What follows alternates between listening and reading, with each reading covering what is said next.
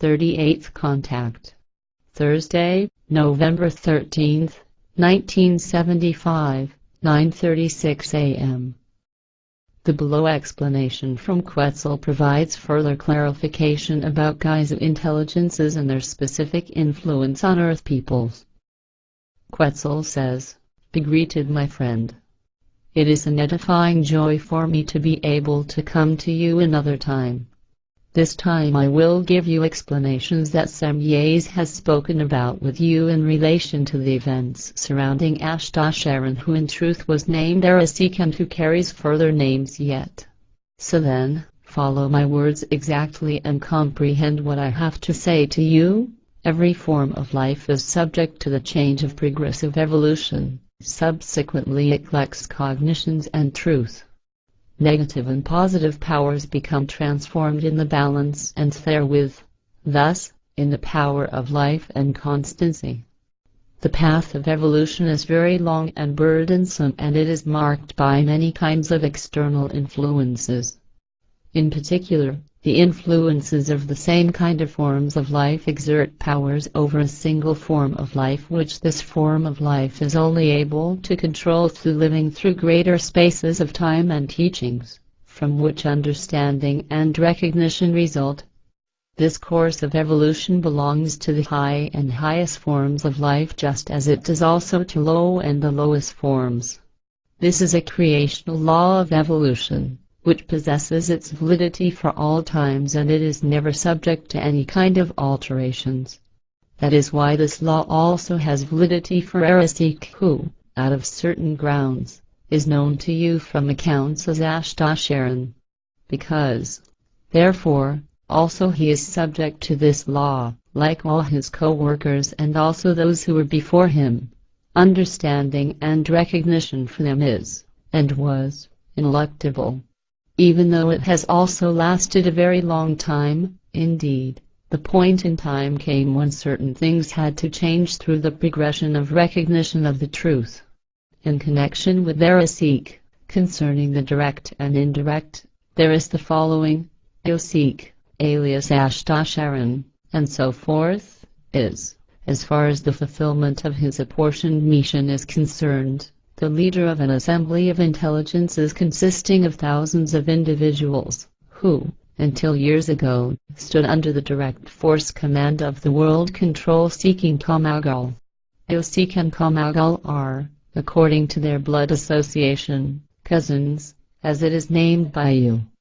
But Kamagal is the leader and ruler over a splinter group of many thousands of descendants who, in earlier times, were separated, which means that this group had been separated by those powers who, earlier, possessed the control over your earth and whose highest leader was Nshwish. As it has always been, however, power struggles and lust for power also ruled among them, as unfortunately is characteristic of the human form of life in its course of evolution. One of the most greedy for power at that time was Asum, who, with a group of many thousand individuals of the actual size of the group of the celestial sons who had already become peaceful, withdrew and went his own way with the mind to make the earth and its forms of life subordinate. His way of obtaining his goal was that of lies and deceit, of misleading and wrongly teaching in the form of cultic false teaching, which he was able to very skillfully weave into the religious teaching. Through emissaries and earth humans who had succumbed to him, he mixed these teachings among the earth humans, whereby he soon won many followers of his false teaching. It was primarily the gypsies on the Nile and in the further vicinity of the Mediterranean Sea and the Red Sea, who fanatically hung on his false teaching and began to spread it. But the Hebraeans, because it was they, freed themselves later from this rule, as Asum had to cede control to his successor, who was then named Jehovah, and so forth, in the tongue of the earth people. Having grown in the number of their people, the Hebraeans created their own power and selected themselves as chosen ones. They assumed for themselves the right to be qualified for world control and to be worthy as chosen people, although they were never a people, rather only a low human group of gypsies of all kinds of colors and races who had come together.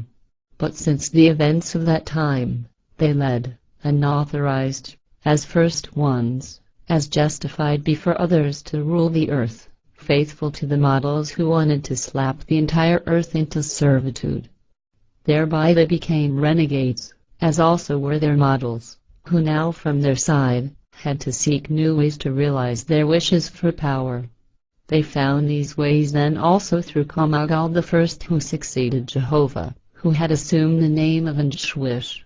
Like no ruler before, Quetzal I forced all terrestrial religions into the frame of blood-demanding cults which, unfortunately, were able to be maintained on the earth up to the current time. In spite of many efforts of the righteous celestial sense, they were not able to prohibit his evil machinations. Therefore he could grasp the cultic religions around himself more and control the world.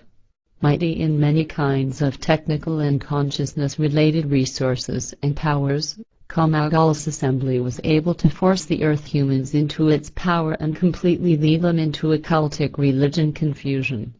However, also Quetzal I could not assert his position of power because, after he had created for himself a center and a headquarters deep under the surface of the pyramids of Giza, he was overthrown and disempowered by his own son, Quetzal II. In many things he was even more malicious than his father, which he also soon proved through the introduction of monstrous mass killings of earth people. Very many bloody events on the earth which were carried out through the cultic religions, in truth, concern the will and the influencing of Quetzal II. He and his assembly have become known, in circles in the know, as the Giza Intelligences. This is because they maintain their actual command center there and guide all events from there.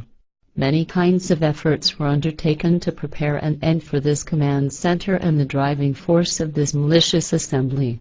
Yet that has basically failed up until now, because they have secured everything so much that effective alterations could only be obtained with malicious illogical force, which is not allowed to us and all others who are oriented regarding these facts. Quetzal I now selected one of his cousins as the authority over a group of thousands of individuals which he had a quite special mission to fulfill, or would have had. This mission was essentially based on the teleonotic guiding of various groups of humans of Usus descent in certain paths, in particular in Germany, America, Argentina and Brazil, in order that they unconsciously perform help for the plans of Quetzal.